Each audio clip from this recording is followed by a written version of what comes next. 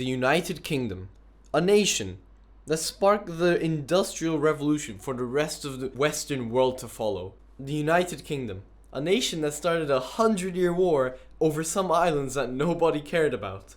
The United Kingdom, one of the only two nations along with Russia that hasn't been conquered by another group of people in centuries.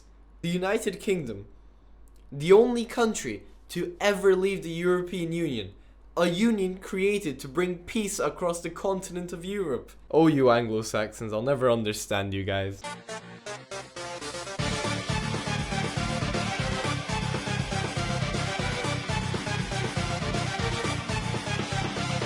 So Brexit, which everyone's treating like a new term even though they've been using it for 2 years now, has finally been commenced and finished. The United Kingdom has officially declared that they have left the European Union. I mean, I've been following this for a while, but I just didn't believe it. It sounded too unrealistic for me. There was a referendum a couple of years after the UK joined the European Union back in the 70s, I believe.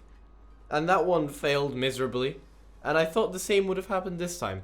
Because many of these votes and referendums usually don't lead to anything. Like the Scottish independence, which now that the UK has left the European Union, that could be a possibility. The Scots could go independent, which is just bizarre to imagine. Of course, there are pros and cons for both sides, and I do agree that both sides are acting a little stupid when they're stereotyping someone because they voted either to leave or stay. Yesterday, I was with 3 of my friends. They were all citizens of the UK, and 2 of them wanted Britain to stay in the EU, and 1 wanted them to leave. And the person who wanted to leave wasn't a racist, he wasn't stereotyping immigrants in any way. He was just thinking in an individualistic point of view, which is what lots of people in Western societies do. It's part of their culture to think for yourself. Especially in the UK, it's basically a norm at this point. They act in ways that does not disrupt the community, and which is really against Western values, because you're supposed to think for yourself and act for yourself and make sure you're being happy instead of making other people happy. Of course, there is no wrong or right ideology here. They're only thoughts and part of the cultures of the nations. And in today's video, I'm going to be arguing the pros and cons of staying or of leaving the European Union, and then I'm going to give out my own opinion in the end. First of all, the cons. The United Kingdom has kind of been shunned by the rest of the world at this point, especially the US. President Obama urged that he wouldn't be renewing any trade agreements between the UK if the UK left the EU. Which obviously isn't true, but of course there's going to be some kind of punishment by the US, even though it won't be such a huge and drastic one, and obviously temporary. Countries like Germany and France urged the UK to stay in the EU, obviously. And of course these things are going to affect trade agreements. And now that the UK has left the EU, it's going to take a minimum of 2 years for everything to be set up properly so they can fully leave the European Union. And meanwhile, when that's happening, British workers in the EU will have to go back to Britain and get a worker's visa for the country that they want to work in. This would affect lots of British workers as well as British company owners. Of course, not multi-billionaire ones like Nike, which just put their factories in China for people to work for like £1 a year. But more ethical companies, which have factories in Germany and whatever, might lose the rights to the land, because this is all possible because of EU regulations. Of course, not only thinking for the Brits, this would affect the EU a lot. Britain used to be a huge member of the European Union, with London being one of the biggest cities in all of Europe. This would obviously damage some foreign workers living in the UK, specifically lots of Polish people who were allowed to go there because of the EU visa agreements, and there's a possibility lots of them will be sent back to their countries. And on top of that, obviously a lot of you have heard that the pound dropped drastically after they left the European Union, and obviously that was a huge drop, and it's gonna slowly start rising back. But I do believe that it is going to be damaged because of this. Lots of trade agreements will have to be resettled and recreated, and lots of official visits will have to be done from country to country to reassign everything, both economical and politically. Of course, just like every decision, there's the bad parts of it, and there's also the good parts. Now that the UK has left the EU, this refugee/immigration crisis will not have to bother the UK, even though it didn't really bother the UK prior to them leaving the EU. Because if many of you don't know, there's something called the Schengen Zone, which basically dictates that all European countries, at least in the continent of Europe, so UK got themselves out of that one, have this full-on non-visa agreement. And by non-visa agreement, I mean that if you get a visa for Italy, you can, without having to show your passport or anything, go to Austria or any other country. So you could theoretically drive all the way from Spain to Germany and take a boat to Denmark, and you would only need one visa to Spain as long as you go back from Spain to the country you're from.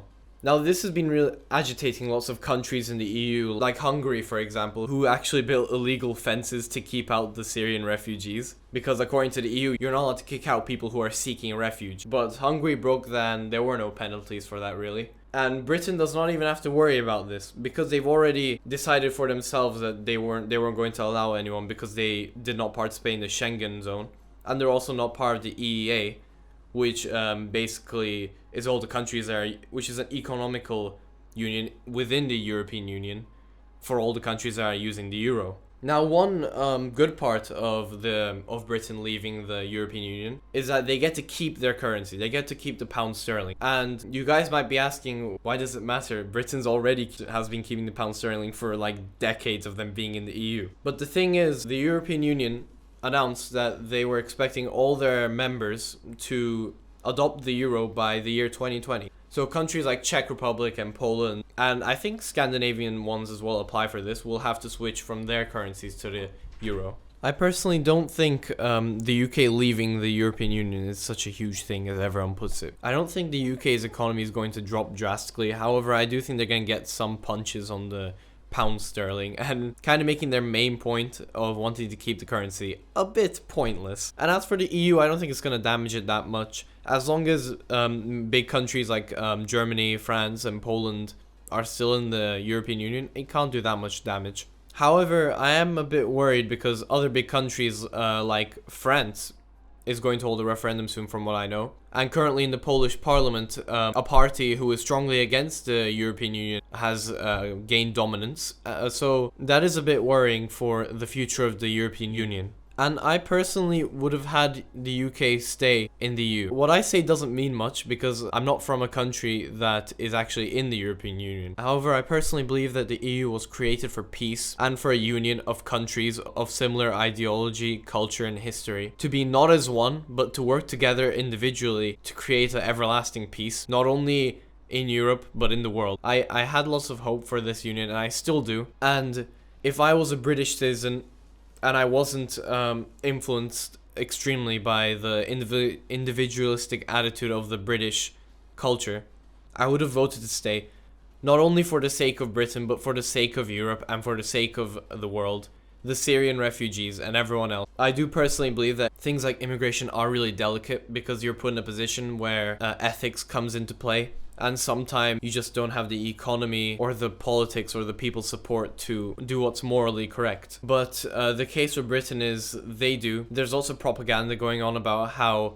if Britain stayed in the EU, primary schools would be filled, the country would completely go bankrupt, refugees would come over, take over the entire nation, which is obviously not the case at all. So looking at the demographics of the results, which have not really been that official, but from what I can see, the propaganda has mostly gone to the older generation, and it's mostly the younger generation, the more kind of progressive, leaning to the left generation that wanted the UK to stay in the EU. And I think we can give it a couple of years once it officially leaves. I don't think it's going to be that drastic of a change. Of course, it's going to be extremely drastic the first couple of weeks, and it's all going to be temporary, economical-wise, and the relations between the other EU countries. However, I do think this will make it harder for the rest of the world to cope with, because immigration is a huge problem, and the UK should, in my opinion, give its helping hand and support the rest of Europe when they need it. But I don't think it's going to be extremely drastic, and I think